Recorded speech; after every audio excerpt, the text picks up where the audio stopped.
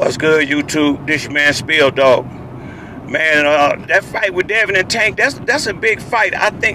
Although I think the fight with Shakur would be bigger, it'll be just as big, him and Devin, man. And be honest with you, if Devin gonna fight Shakur or Tank, I would fight him more sooner than later.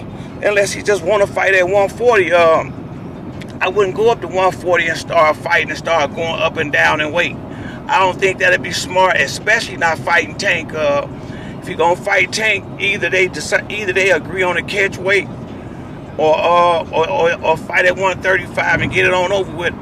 Devin boxed beautifully. If you watch that fight with Lomachenko, I mean, he outworked him.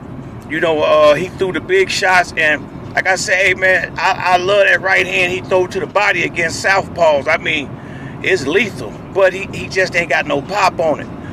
And as good as Devin can box, I just don't see how he keep Tank off him. I can see Devin looking good for 3 or 4 rounds, while Tank, kind of just find his spots. But I just think at some point, once Tank start touching him, he'll eventually get knocked out. And then when I seen him gas out like he did in the 12th round, the 10th and 11th, to beat Tank, I think he would have to fight harder than he did against Lomachenko. He may not have to think quite as much, but he gonna have that. But he got to worry about that power every minute of every round. That's stress right there alone in the ring, And once Tank touch him a couple of times, that's gonna negate some of that aggressiveness that he had against Lomachenko, because it didn't seem like Lomachenko really hit him with a whole lot to make him respect him. I will say this: in that 5th round, I think it was the 4th. I think it was the 5th round. Devin tried. He had a good 4th round, and he tried to come on somewhat strong in the 5th round, and Lomachenko started catching him a little bit. With some nice shots. And I remember when he came back to the corner, his daddy told him to box. And I know why he told him that, because he started getting caught, and he didn't want him to keep getting caught with them clean punches like that. And that's the difference would be with Tank. See, like Lomachenko still, you could tell by him going to the Olympics and fighting the amateur system so long. That's that amateur style, all them little fast, straight pot shots. But that's amateur boxing. It's professional prize fighting. You can throw 5 of them little pot shots in there, and a guy throw one big hook and land, and that'll negate them 3 or 4 little flurry punches with the judges, cause the big shots do more damage and are more easily noticed. When you throwing them flurries, sometime if it wasn't for instant replay and stuff like that, a lot of times you can't really tell if they landing clean or not. You just know that they throwing a lot of punches in close. Tank is lethal with his hooks and with his uppercuts. He don't get credit for being as good a boxer as he is. And Tank is a thinking man in the ring. He ain't just going in there like no bully or like no brute trying to bulldog fighters. He's setting these guys up with these knockouts. Tank is real calculated. That'd be the word. He's real calculated about his approach.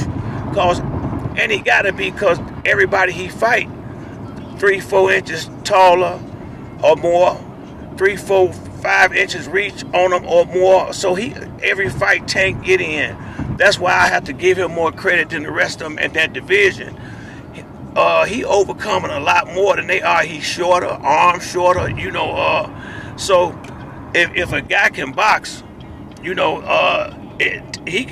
can try to keep Tank on the outside. And if it's a good fighter like Shakur or Devin, he gonna have to work his way in there, and it ain't gonna be easy, But once again, when you got the type of power Tank got, that will negate a lot of that other stuff, because once he touched these guys, they're going down a lot of times, or they changing their whole fight plan up when they really feel just how for real that power is. Sometimes you don't know something real till you get a taste of it, and it's different getting hit with the headgear on and them big gloves than it is without the headgear on and them smaller gloves. And you in a big fight and he going for broke.